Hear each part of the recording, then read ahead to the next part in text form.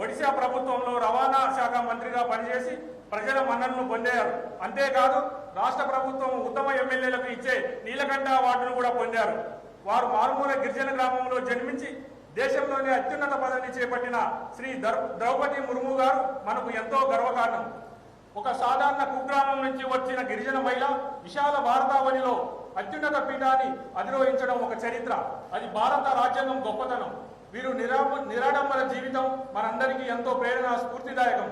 వ్యక్తిగత జీవితంలో ఎన్నో విషాద ఘటనలు ఎదురైనప్పటికీ మొక్కమోని ధైర్యంతో ఎదుర్కొని నేడు ఇంతటి గొప్ప స్థాయికి రావడము వారి మనోనిబ్బరానికి తార్కాణం. వీరి జీవితంలో వీరు భారతదేశంలోని ప్రతి ఒక్కరికి స్ఫూర్తిదాయకం. ఆజాదీ కా అమృత్ మహోత్సవాలు వేడుకలు జరుపుకుంటున్న తరుణంలో దేశానికి ఒక గిరిజన మహిళ ప్రథమ పౌరాలుగా ఉండడం ఈ దేశ ప్రజలందరికీ స్ఫూర్తిదాయకం. అట్టడుగు వర్గాల ప్రజల మీద అమితమైన ప్రేమ వాత్సల్యం ఉన్న మహోన్నతమైన వ్యక్తి. పేద ప్రజల జీవితాల్లో వెలుగులు నింపడానికి అవిశ్రాంతం కృషి చేస్తున్న గొప్ప మహిళా శిఖరం. సామాన్య జీవితం గడపడం వీరికి అత్యంత మక్కువ. అభిప్రాయాలను సూటిగా స్పష్టంగా చెప్పడం వారి ప్రత్యేకత. అతి సామాన్య నేపథ్యం నుంచి వచ్చిన వీరు తమ జీవితాన్ని పూర్తిగా పేదలు ఆదివాసులకు అంకితం చేశారు. ఎప్పుడూ ప్రచార ఆర్భాటాన్ని కోరుకోలేదు. ఎంత పెద్ద పదవిలో ఉన్నా అతి సామాన్యురాలుగా వ్యవహరించారు. టీచర్గా ఉన్నా, గవర్నర్గా ఉన్నా తనకిచ్చిన బాధ్యతలను నెరవేర్చినందుకు అనునిత్యము కృషి చేశారు. ఎమ్మెల్యేగా ఉన్నప్పుడు రాత్రిపూట బస్సుల్లో ప్రయాణించి ప్రజల కష్టాలను స్వయంగా తెలుసుకొని పరిష్కరించేవారు. నిబద్ధతతో పనిచేయడం, నిజాయితీ గల వ్యక్తిత్వం వీరు ఉన్నత పదవిని అధిరోహించడానికి కారణమైనది.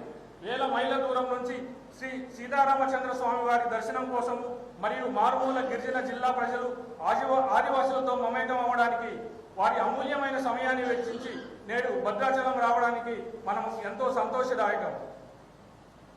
ఈ సందర్భంగా మన గౌరవ భారత రాష్ట్రపతి శ్రీమతి ద్రౌపది ముర్ము గారికి ఈ జిల్లా ప్రజల పక్షాన వనవాసి కళ్యాణ్ పరిషత్ పక్షాన ఘనమైన స్వాగతం సుస్వాగతం తెలియజేస్తున్నాం.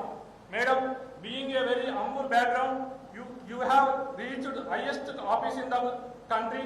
We feel inspired, take great pride in your achievements, madam. We feel grateful for your gracious presence here with us today, madam. I, on behalf of the people of Bhadradri Kottagudem district, wholeheartedly welcomes you, ma'am. Thank you.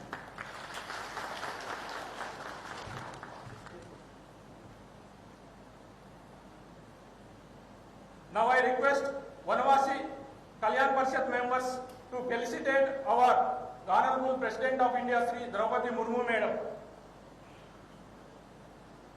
మన గౌరవ రాష్ట్రపతి గారిని సన్మానించవలసిందిగా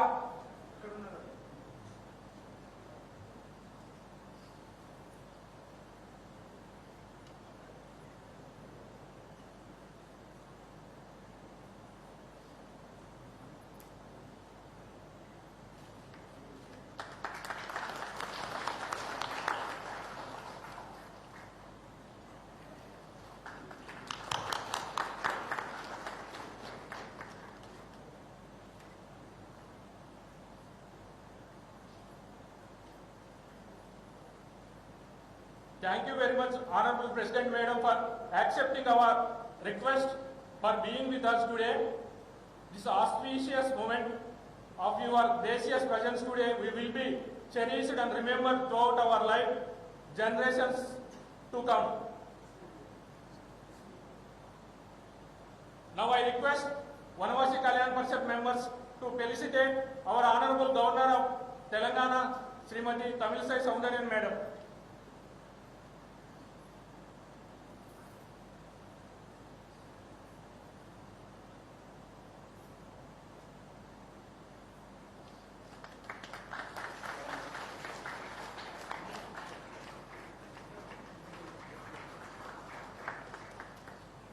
Thank you, madam.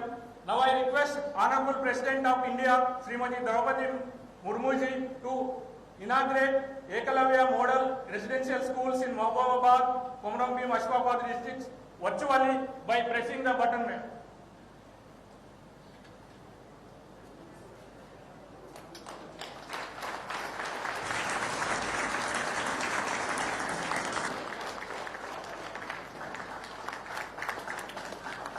Thank you, ma'am.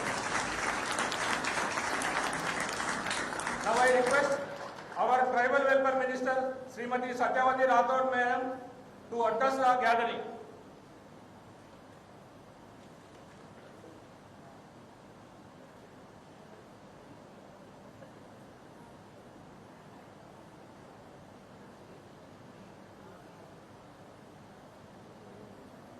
అందరికీ నమస్కారం.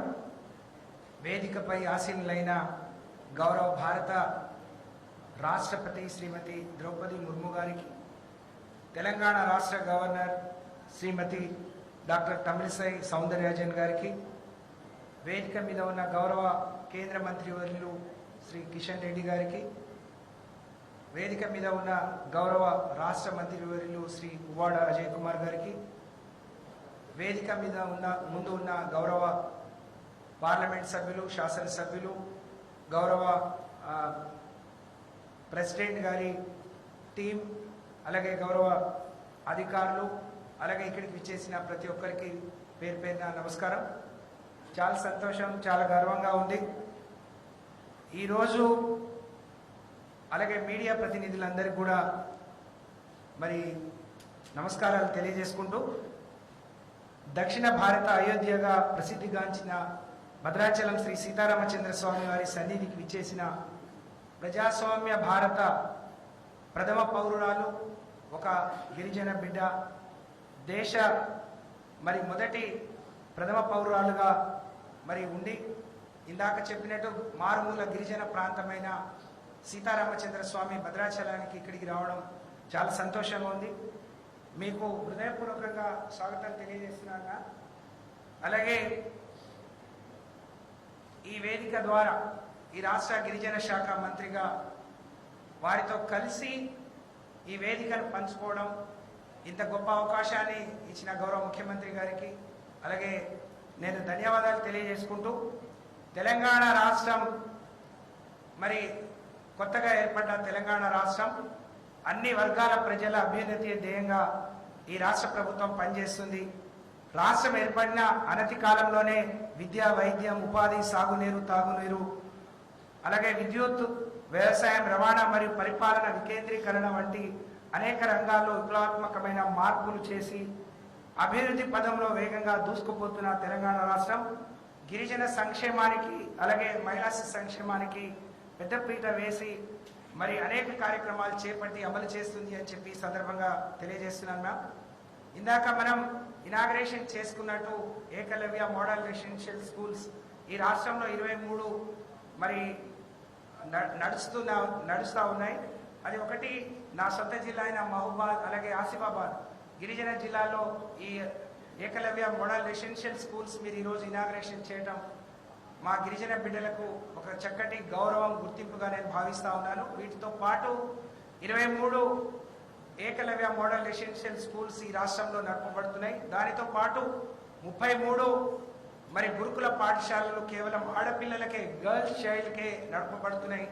ఈ రాష్ట్రంలో మొత్తంగా 183 గురుకుల పాఠశాలల ద్వారా ఈ రాష్ట్రంలో గిరిజన బిడ్డలకు నాణ్యమైన విద్య, నాణ్యమైన భోజనాన్ని అందించడం ద్వారా మీ రాష్ట్రంలో అనేక మార్పులు, ఇప్పటి వరకు 8 ఏళ్లలో 1200 మంది గిరిజన బిడ్డలు అనేక ప్రతిష్టాత్మకమైన మరి విద్యా సంస్థల్లో అవకాశాలు అందిపుచ్చుకొని బ్రహ్మాండంగా ముందుకు పోతున్నారు అని చెప్పి తెలియజేయడానికి నేను సంతోషిస్తా ఉన్నాను.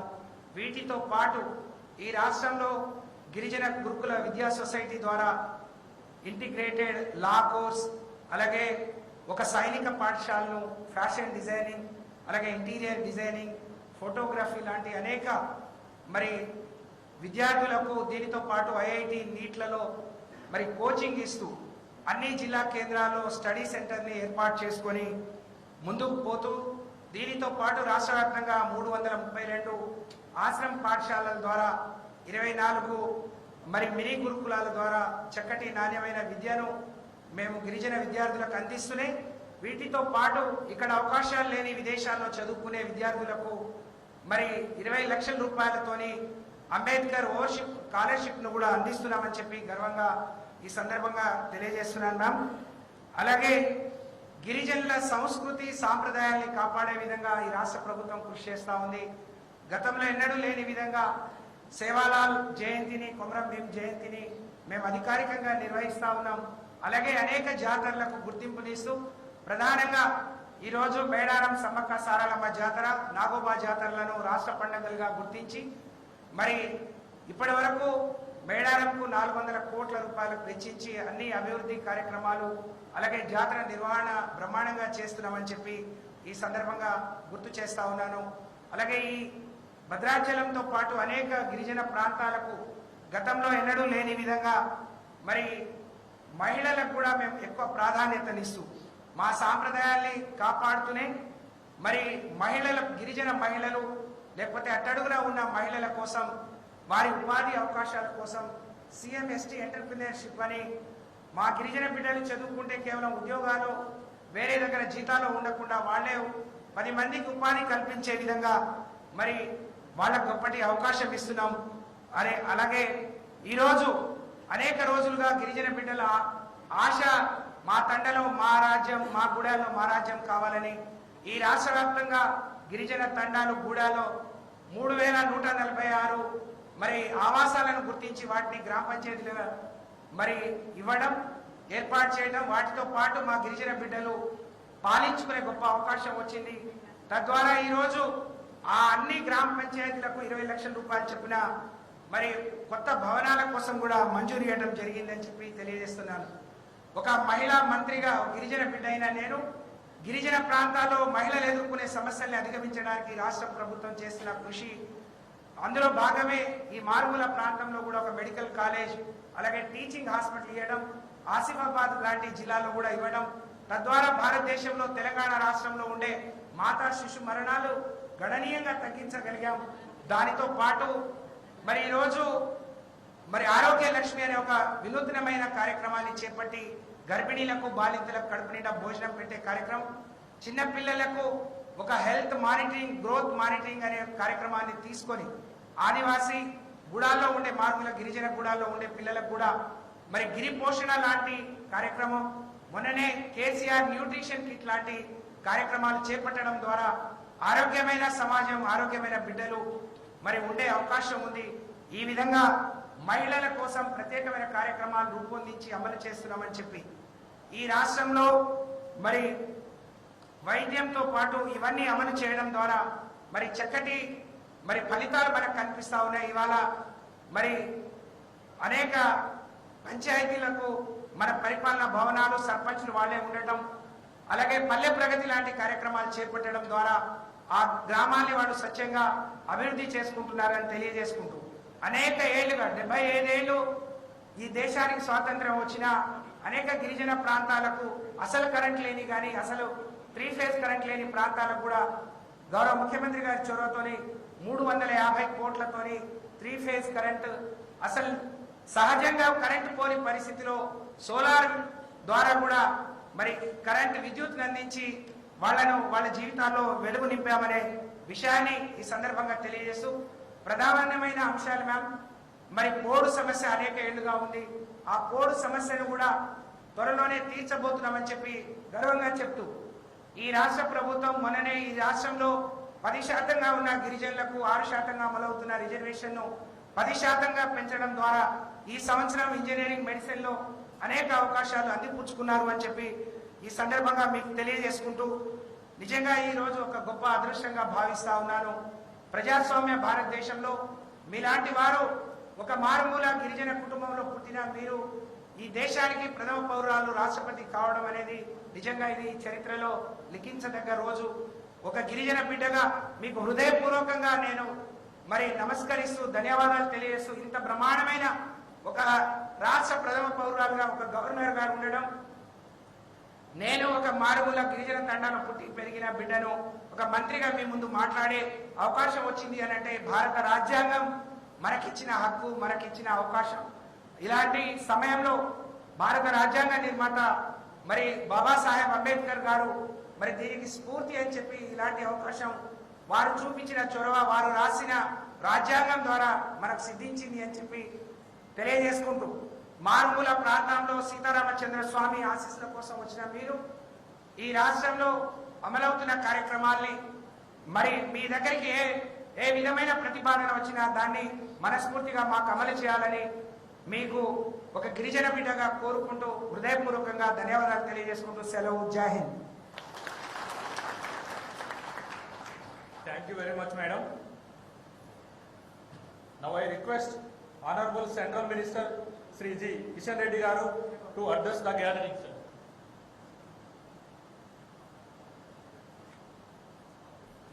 It's my honor and great privilege to invite our chief guest, the Honorable President of India, Her Excellency Srimati Draupadi Murmu madam, to give a message to, valuable message to all of us, madam.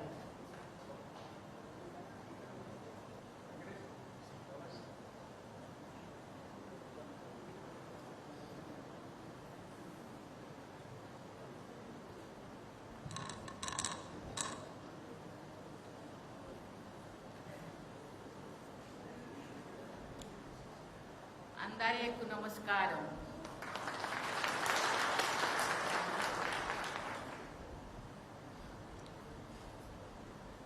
समारोह में प्रमुख रूप से उपस्थित तेलंगाना की राज्यपाल तमिलिसई सुंदरराजन जी, केंद्र सरकार में संस्कृति पर्यटन एवं पूर्वोत्तर क्षेत्र विकास मंत्री श्री जी किशन रेड्डी जी, तेलंगाना सरकार के ST welfare, women and child welfare मंत्री श्रीमती सत्यवती राठौर जी, तेलंगाना सरकार की परिवहन मंत्री श्री पी अजय कुमार जी, वनवासी कल्याण परिषद के जिला प्रतिनिधि, सभी जनप्रतिनिधिगण, गणमान्य अतिथियों, देवियों और स्वजनों, भद्राचलम मंदिर के पावन प्रांगण में आयोजित इस समख्या सरलम्मा जनजातीय पुजारी सम्मेलन में आकर आज मुझे बहुत प्रसन्नता हो रही है। राष्ट्रपति के रूप में तेलंगाना राज्य की मेरी ये पहली यात्रा है। सुप्रसिद्ध तेलुगु कवि दाशरथी कृष्णम आचार्य के शब्दों में ना तेलंगाना कोटि रत्नाल बीना, अर्थात मेरा तेलंगाना करोड़ों रत्नों से जुड़ी हुई बीणा की तरह है। मैं हिंदी में बोलती हूँ, आप सबको थोड़े थोड़े समझ में आ रहे हैं ना, क्योंकि तेलुगु में मुझे समय लगेगा सीखने के लिए, लेकिन सीखूंगी जरूर।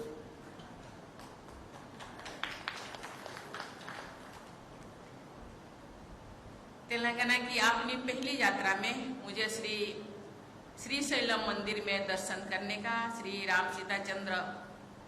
सीतारामचंद्र देवस्थान में आशीर्वाद लेने का तथा यहाँ समख्या सरलम्मा जनजातीय पुजारी सम्मेलन में भाग लेने का अवसर प्राप्त हुआ। आज मुझे रामप्पा देवालयम के पवित्र परिसर में दर्शन करने का और तीर्थ यात्रियों के लिए विकसित की गई सुविधाओं का शिलान्यास करने का सुअवसर प्राप्त हुआ और बाद में यात्रांतरी की यहाँ स्थित लक्ष्मी नारायण स्वामी मंदिर में प्रार्थना करने का अवसर भी मुझे मिला। ऐसे पावन अवसर का मिलना मैं अपना सौभाग्य मानती हूँ। इन देवस्थानों और मंदिरों में मुझे सभी देशवासियों के कल्याण हेतु प्रार्थना करने का शुभ अवसर भी प्राप्त हुआ। इन अवसरों को प्रदान करने के लिए मैं तेलंगाना की राज्यपाल तमिलिसाई सुंदरराजन जी, मुख्यमंत्री श्री के चंद्रशेखर राव जी, केंद्र सरकार के संस्कृति पर्यटन एवं पूर्वोत्तर क्षेत्र विकास मंत्री श्री के किशन रेड्डी जी, तेलंगाना सरकार की पूरी टीम और तेलंगाना राज्य के सभी भाई बहनों को मैं बहुत बहुत धन्यवाद देती हूँ। देवियों और स्वजनों, मुझे बताया गया है कि तेलंगाना के प्रसिद्ध मंदिरों में लाखों तीर्थयात्रियों का आगमन होता रहता है। केंद्र सरकार की प्रसाद योजना के तहत तीर्थ स्थलों के विकास कार्य से जुड़कर मुझे बहुत प्रसन्नता हुई है।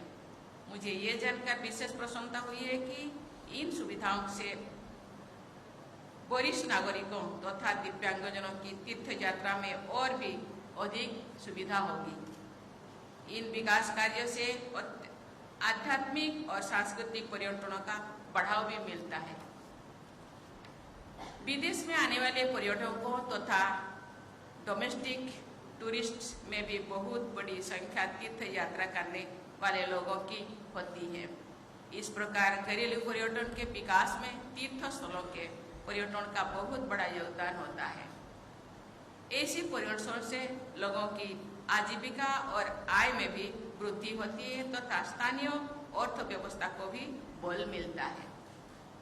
इसलिए प्रसाद योजना को उत्साहपूर्वक आगे बढ़ाने के लिए मैं श्री किशन रेड्डी जी और उनकी पूरी टीम को विशेष सराहना करती हूँ।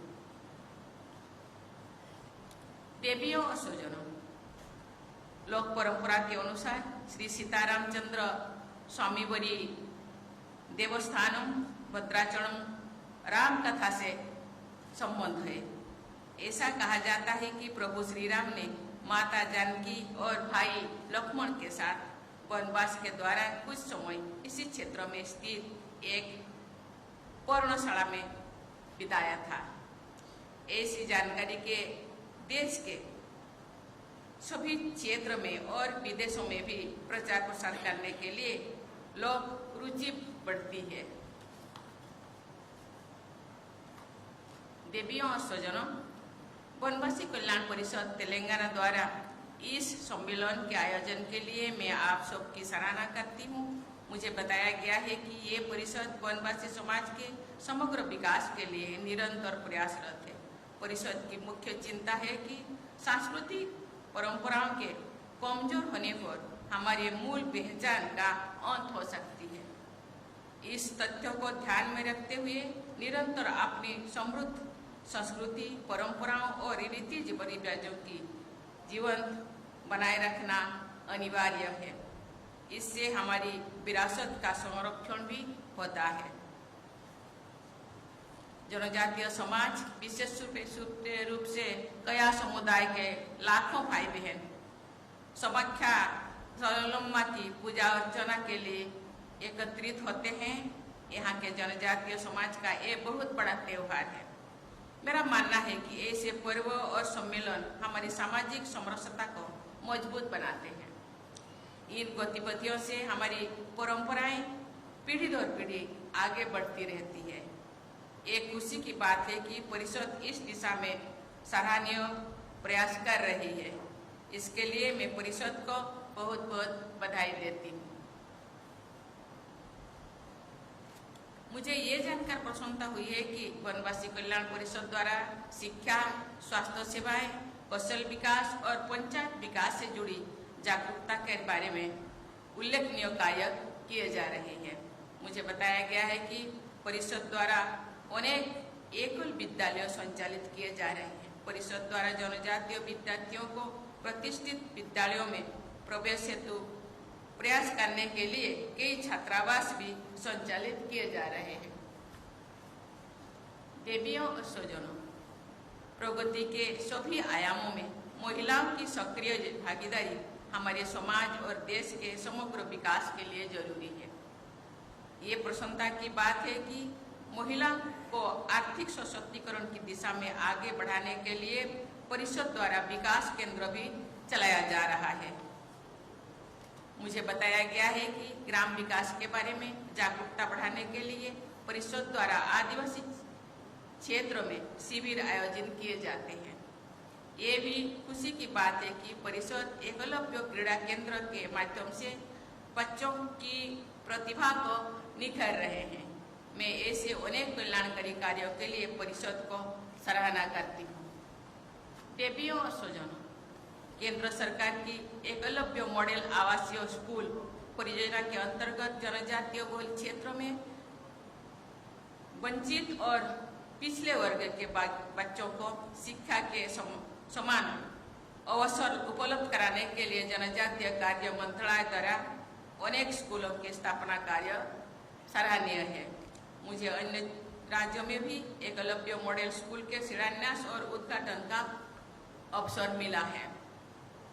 ये खुशी की बात है कि ये सभी स्कूल भारत की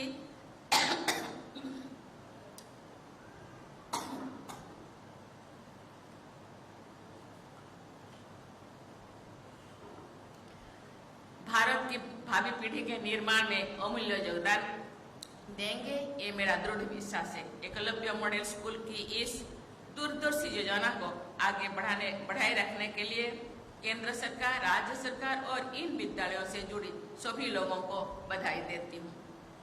मैं इन स्कूलों में पढ़ने वाले सभी विद्यार्थियों के सुखद भविष्य की मंगल कामना करती हूँ। मैं देख रही हूँ टीवी पे वहाँ कोई दूसरे केंद्र में शायद उनके हॉस्टल में बच्चे बैठे हैं। मैं बच्चों को धन्यवाद देना चाहती हूँ कि बच्चे इस प्रोग्राम को डायरेक्ट देख रहे हैं